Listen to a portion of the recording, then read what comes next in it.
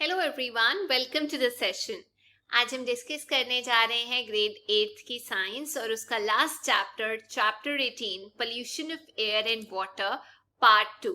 Part 1 में हमने air pollution और कौन कौन से पोल्यूटेंट्स होते हैं उसके बारे में थोड़ा डिस्कशन किया था, ग्रीन हाउस गैसेस के बारे में पढ़ा था। आज हम डिस्कस करते हैं क्या किया जा सकता है पोल्यूशन को रिड्यूस करने के लिए। मैं कुछ सजेशंस देती हूँ, जैसे हम यूज कर सकते हैं सीएनजी और अनलेडेड पेट्रोल डिक्रीज करने के लिए एयर पोल्यूशन को। दिवाली के टाइम पे क्रैकर्स ना जला के solar energy, hydro power energy, wind energy use करके हम फॉसिल फ्यूल से छुटकारा पा सकते हैं, जो बेसिकली मेन कंट्रीब्यूटर हैं पोल्यूशन के। हम बाइसिकल या वॉक करके जा सकते हैं छोटे डिस्टेंस के लिए, बड़ी बड़ी गाड़ियों की जरूरत नहीं होती। आप कार को पूल कर सकते हो, मतलब बहुत सारे लोग अगर एक ही जगह जा रहे हैं एक पर्टिकुलर एरिया से, तो डेफिनेटली एक कार में जा सकते हैं। जरूरी नहीं है सबको अपनी अपनी कार्स लेके जाना है। वन महोत्सव सेलिब्रेट किया जाता है जिसमें नए नए प्लांट्स उगाए जाते हैं। इसके अलावा हमें ऐसी प्रैक्टिसेस करनी चाहिए, लोगों को जागरूक करना चाहिए, जिससे पोल्यूशन का जो लेवल है वो कम हो। आपको इससे रिलेटेड एक सक्सेस स्टोरी बताती हूँ। दिल्ली को एक टाइम पे बोला जाता था सबसे पोल्यूटेड सिटी वर्ल्ड का, मतलब धुआं ही धुआं जो ऑटोमोबाइल से निकल रहा है, जो डीजल पे चल रहे हैं, पेट्रोल पे चल रहे हैं। तो एक डिसीजन लिया गया कि भाई हम पेट्रोल डीजल की जगह सीएनजी के ऊपर यूज करेंगे व्हीकल्स को, या अनलेडेड पेट्रोल यूज करेंगे, जिसकी वजह से आज की डेट में दिल्ली की हवा सांस लेने लायक हो गई है। ऐसे ही कुछ और एग्जाम्पल्स भी होंगे आपके एरिया में जो आप शेयर कर सकते हैं अपने फ्रेंड्स के साथ। जैसे मैं आपको बताती हूँ, एक कैंपेन चला था से नो टू क्रैकर्स, जिसमें बेसिकली स्कूल के बच्चों ने ये ऑर्गेनाइज किया था कैंपेन, ताकि वो बता सकें कि दिवाली के टाइम पे जब हम क्रैकर्स चलाते हैं तो एयर पोल्यूशन कितना ज्यादा हो जाता है और उसका क्या इफेक्ट होता है। तो जो एयर की क्वालिटी है वो अलग अलग जगह पे मॉनिटर की जाती है गवर्नमेंट के द्वारा। इवन दिल्ली में मैंने देखा है जाके, वो एयर क्वालिटी का ना इंडेक्स बताते हैं कि कितनी पोल्यूशन है आज के डेट में। तो ये जो डेटा है ये जनरेट करता है अवेयरनेस कि भाई कुछ तो करो, एयर पोल्यूशन बढ़ता जा रहा है। आप भी स्टेप्स ले सकते हो। आप स्विच कीजिए to alternatives of fossil fuel, जैसे मैंने आपको बताया सोलर एनर्जी, हाइड्रो पावर या विंड एनर्जी, जो रेन्यूएबल सोर्सेज ऑफ एनर्जी हैं। और भी बहुत चीजें कर सकते हैं जो हमने डिस्कस की, जैसे बाइसिकल पे स्कूल जाना, बस का यूज करना, पब्लिक ट्रांसपोर्ट का यूज करना, कार पूल करना, जिससे आप इंडिविजुअली कम पोल्यूशन कॉज कर रहे हैं। तो ये जो छोटे छोटे कॉन्ट्रीब्यूशंस या स्टेप्स आप ले रहे हो ना, ये एक बड़ा डिफरेंस कॉज करते हैं एनवायरनमेंट के अंदर। ट्रीज प्लांट कर दो, वन महोत्सव सेलिब्रेट करो, जैसे हम जुलाई में करते हैं एवरी ईयर, ताकि प्लांट्स लगाए जा सके। इनफैक्ट कई बार ऐसा होता है कि जो बच्चे हैं वो जाके एल्डर्स को बताते हैं कि जो ड्राई लीव्स है उनको जलाओ मत, क्योंकि उससे बहुत ज्यादा धुआं निकलता है, पोल्यूशन होता है। जलाने की जगह पे आप एक पिट तैयार करके, खड्डा तैयार करके ड्राई लीव्स, ड्राइड प्लांट्स को उसके अंदर स्टोर कर सकते हो, जिससे ग्रीन हाउस गैसेस नहीं एमिट होंगी, स्मोक नहीं एमिट होगी, और आपका वो मेन्योर बन जाएगा कुछ टाइम के बाद। वर्मी कंपोस्टिंग भी यूज की जा सकती है, जो हमने पढ़ा था। अब पढ़ते हैं सेकंड इफेक्ट, वाटर पोल्यूशन के बारे में। हमने पुरानी क्लासेस में पढ़ा था कि वाटर एक बहुत प्रेशियस रिसोर्स है। क्या आप अलग अलग एक्टिविटीज बता सकते हैं जहां हम पानी का इस्तेमाल करते हैं? मेरे केस में तो बहुत ज्यादा हैं, जैसे घर साफ करने के लिए, कपड़े धोने के लिए, ब्रश करने के लिए, खाना बनाने के लिए, प्लांट्स उगाने के लिए, एग्रीकल्चर के लिए, रेनफॉल आने के लिए भी वैसे नेचुरल तरीके से हमें पानी चाहिए ही होता है। लेकिन क्या आपको पता है ये जो वाटर है आज की डेट में ये कम होता जा रहा है, जो हम यूज कर सकते हैं, पी सकते हैं। खास तौर पे कम इसलिए हो रहा है क्योंकि पोल्यूशन कॉज हो रही है इसके अंदर, पानी के अंदर, by industries, by agricultural activities. तो जो पानी है वो पोल्यूटेड होता जा रहा है। इवन जब आप कपड़े धोते हो, नहाते हो, या कोई और काम कर रहे होते हो, सफाई या बर्तन धो रहे होते हो, तो आपको पता है आप पानी को डर्टी कर रहे हो।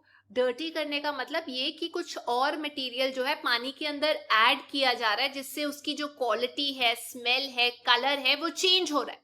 ये जो हार्मफुल चीजें हैं जैसे कि सीवेज हो गया, नाली का पानी, टॉक्सिक केमिकल्स हो गए, सिल्ट हो गया, गंदी मिट्टी अगर मिल जाए पानी के साथ तो पानी जो है वो पल्यूटेड हो जाता है। तो जो सब्सटेंसेस पानी को पल्यूट करते हैं उन्हें हम पल्यूटेंट्स बोलते हैं। बुक में एक टेबल भी फिल करने को बोला है कि अलग अलग जगह से अगर आप पानी लेते हो तो उसकी कैसी स्मेल होती है, एसिडिटी कैसी होती है, कलर कैसा होता है, मैंने वो फिल कर दिया है। जैसे टैप वाटर लेते हो तो डेफिनेटली उसकी थोड़ी स्मेल होती है, एसिडिटी भी होती है। क्यों? क्योंकि उसके अंदर ना सॉल्ट कंटेंट होता है, पिछले क्लास में हमने पढ़ा था। कलर थोड़ा डल सा होता है। पॉन्ड से पानी लेकर आते हो, बहुत ज्यादा स्मेल होती है उसकी, एसिडिटी भी होती है उसके अंदर, मतलब सॉल्ट कंटेंट होता है, डर्टी होता है, मडी होता है। रिवर वाटर की बात की जाए वो भी स्मेल करता है, ज्यादा एसिडिक नहीं होता, कलरलेस सा होता है थोड़ा। कुएं का पानी की बात की जाए वो भी स्मेल करता है, एसिडिक कंटेंट होता है, डल होता है। लेक के पानी की बात की जाए तो कोई ज्यादा स्मेल नहीं होती, एसिड कंटेंट भी कम होता है या ना के बराबर होता है और कलर भी नहीं होता। तो आखिरकार ये जो पानी है ये कैसे पल्यूट होता है, एक केस स्टडी से समझाती हूँ। जैसे ताजमहल का पढ़ा था, जो गंगा है वो बहुत फेमस रिवर्स में मानी जाती है इंडिया के अंदर, और वो इंडिया के नॉर्दर्न पार्ट में या आप कह सकते हैं सेंट्रल और ईस्टर्न पार्ट की पॉपुलेशन को सस्टेन करती है। क्योंकि जब गंगोत्री ग्लेशियर से निकलती है तो बहुत सारी स्टेट से होती हुई जाती है और फाइनली जाकर बांग्लादेश में डेल्टा बनाती है। तो बहुत सारे लोगों की जो लाइफ है वो गंगा रिवर पे डिपेंड करती है, डेली नीड्स के लिए वो डिपेंड करते हैं, लाइवलीहुड के लिए पानी पे डिपेंड करते हैं। लेकिन एक रीसेंट स्टडी हुई by World Wildlife Fund for Nature जिसने ये बोला कि हमारी जो गंगा रिवर है वो one of the 10 most endangered, खतरे वाली रिवर्स बन चुकी है वर्ल्ड की। उसके अंदर जो पोल्यूशन का लेवल है वो बढ़ता ही जा रहा है, बहुत सारे सालों से ये देखा जा रहा है। ये पोल्यूशन का लेवल इसलिए इंक्रीज हुआ है क्योंकि जब रिवर जो है वो अलग अलग टाउन्स या सिटीज से फ्लो करती है तो बहुत ज्यादा गंद उसमें डाल दिया जाता है, गार्बेज, अनट्रीटेड सीवेज, नाली का पानी सीधा उसमें जाके मिल रहा होता है, डेड बॉडीज घूम रही होती हैं, हार्मफुल चीजें घूम रही होती है जो सीधा हम पानी में ही डाल देते हैं। इनफैक्ट किसी किसी एरिया में तो इस रिवर को डेड डिक्लेयर कर दिया गया है। क्यों? क्योंकि इसमें पोल्यूशन का लेवल इतना ज्यादा हो गया कि एक्वेटिक लाइफ, पानी में जो रहने वाले जीव जंतु हैं वो एग्जिस्ट ही नहीं करते, वो सरवाइव ही नहीं कर सकते। इस सिचुएशन को डील करने के लिए, रिवर को बचाने के लिए हमारी गवर्नमेंट ने लॉन्च किया था गंगा एक्शन प्लान इन 1985 कि भाई इस रिवर का जो पोल्यूशन लेवल है वो कम किया जाए। लेकिन पॉपुलेशन बढ़ रही है, इंडस्ट्रियलाइजेशन बहुत ज्यादा होती जा रही है, तो अब रिवर का जो डैमेज है वो बियॉन्ड रिपेयर जा चुका है, मतलब हम चाहें भी तो ज्यादा ठीक नहीं कर सकते। तो जो गवर्नमेंट है इंडिया की, उन्होंने फिर से लॉन्च किया एक न्यू इनिशिएटिव लोगों को जागरूक करने के लिए, that is national mission for clean Ganga 2016 के अंदर। अब ये जो है हमने एक क्लासिक केस लिया। अब जो गंगा कानपुर से निकलती है उत्तर प्रदेश से, वहां देखा गया कि वहां सबसे ज्यादा पोल्यूशन है उस रिवर के अंदर, क्योंकि जो कानपुर है उसे सबसे पोल्यूटेड टाउन बोला जाता है यूपी का। जो लोग हैं नहाते भी उसी में है पानी में, कपड़े भी वही धोते हैं, डेफिकेट मतलब टॉयलेट भी एज उसी को यूज करते हैं, गंद भी उसी में फेंकते हैं, फ्लावर्स भी फेंकते हैं, भगवान की मूर्तियां भी उसी में डाली जाती हैं। इवन जो पॉलिथीन है, जो नॉन बायोडिग्रेडेबल वेस्ट है, वो भी नदी के अंदर फेंका जाता है। तो जो कानपुर है उसमें जो पानी का अमाउंट है वो कम मिलता है और फ्लो जो है रिवर का वो भी स्लो है। अब जो कानपुर है उसमें 5000 से ज्यादा इंडस्ट्रीज हैं, जैसे fertiliser industry, detergent, leather, paint की इंडस्ट्री, और ये तो टॉक्सिक केमिकल्स या वेस्ट रिवर के अंदर डालते रहते हैं। तो इन सब चीजों से हमारे दिमाग में कुछ क्वेश्चंस आते हैं कि भाई थोड़ा तो समझ में आ गया, लेकिन आखिरकार और कौन से फैक्टर्स हैं जो रिस्पॉन्सिबल है रिवर्स को पोल्यूट करने के लिए। घरों से जो टॉक्सिक वेस्ट जाता है, सीवेज जाता है, टॉक्सिक केमिकल्स जो पानी के अंदर मिक्स करके हम डिस्चार्ज कर देते हैं रिवर्स के अंदर, वो रिवर को पोल्यूट करता है।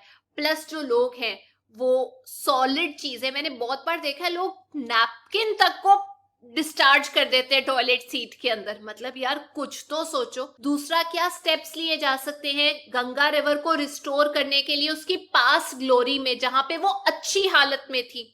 लॉज बनाए जाने चाहिए, उनको स्ट्रिक्टली फॉलो किया जाना चाहिए कि पल्यूटेंट्स नहीं फेंकने गंगा के अंदर।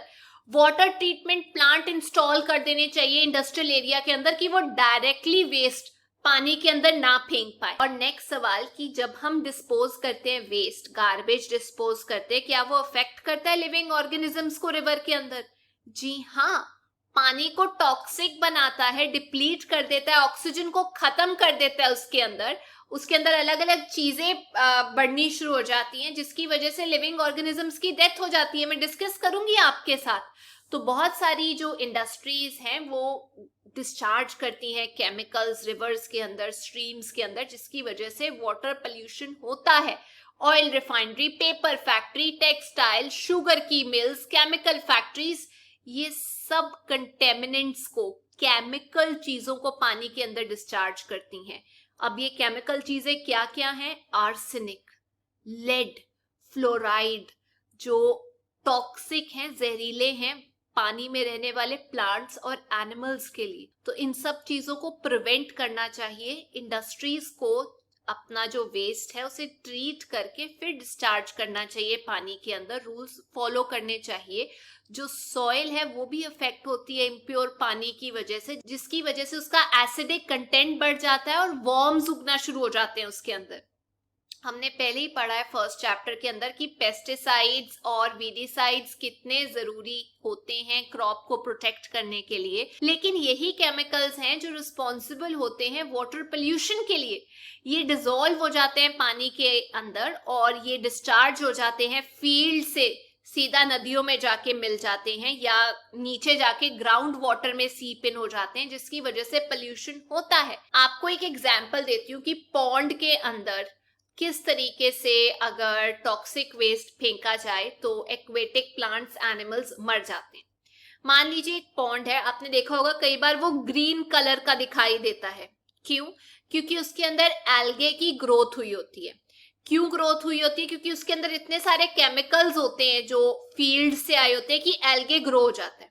तो जो एल्गे के लिए न्यूट्रिएंट्स हैं वो केमिकल्स हैं और एल्गे बढ़ना शुरू हो जाता है। जब एल्गे मर जाता है तो वो खाने के तौर पे यूज किया जाता है by the bacteria. Bacteria algae को खाता है, खत्म कर देता है। जब ये प्रोसेस होता है तो बहुत सारी ऑक्सीजन जो है वो यूज हो जाती है, जिसकी वजह से ओवरऑल पॉन्ड के अंदर ऑक्सीजन का जो लेवल है वो कम हो जाता है और जो बाकी प्लांट्स, एनिमल्स हैं वो मर जाते हैं। वैसे भी अगर आप एक लेयर बिछा रहे हो ग्रीन कारपेट की तो सनलाइट कहाँ पहुंचेगी? तो ये सब चीजें ध्यान देनी चाहिए। क्या आपके घर के आसपास जो सीवेज है वो प्रॉपरली बना हुआ है? क्या चीजों की ढंग से क्लीनिंग हो रही है या नहीं हो रही? कई बार अनट्रीटेड गंदा जो नालियों का पानी है वो सीधा नदियों में फेंक दिया जाता है, जिसके अंदर फूड वेस्ट होता है, डिटर्जेंट्स होते हैं, माइक्रो ऑर्गेनिजम्स होते हैं। तो क्या ग्राउंड वाटर जो है वो भी पल्यूट हो जाता है सीवेज से?